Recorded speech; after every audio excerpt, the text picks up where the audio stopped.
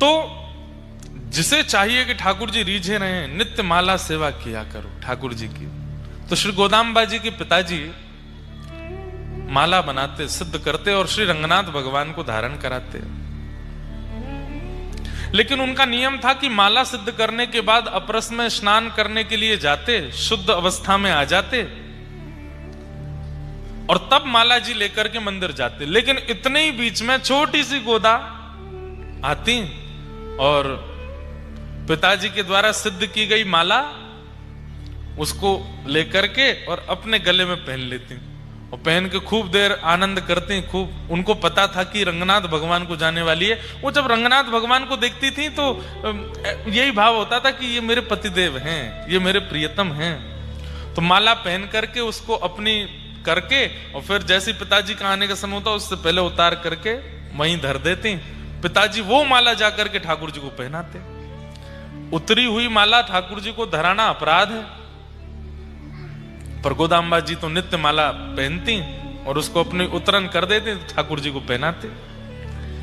एक दिन पिताजी ने देख लिया कि श्री गोदाम्बा जी वही माला पहन करके घूम रही है जो ठाकुर जी को पधरानी है अभी।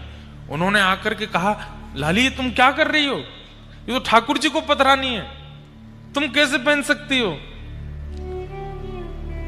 छोटी सी गोदा जी के नेत्र सजल हो गए। बोले, पिताजी मैं तो रोज पहनती, अब तक ना जाने कितने वर्षों से मेरी ही ठाकुर जी माला पहनी हुई धारण करते हैं रंगनाथ भगवान।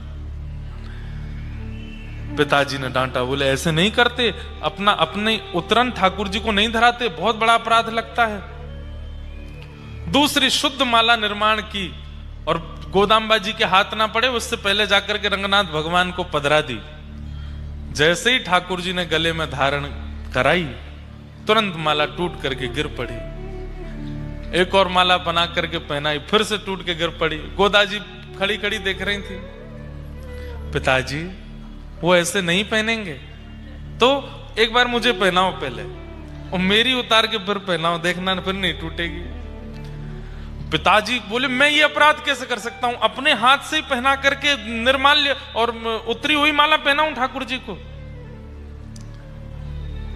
गोदाम्बा जी ठाकुर जी की ओर देखने लगी, अब तो आप ही कृपा करो, आप ही पिताजी को समझाओ कि आपको और मेरो तो प्रियतमा और प्रियतम को संबंध है।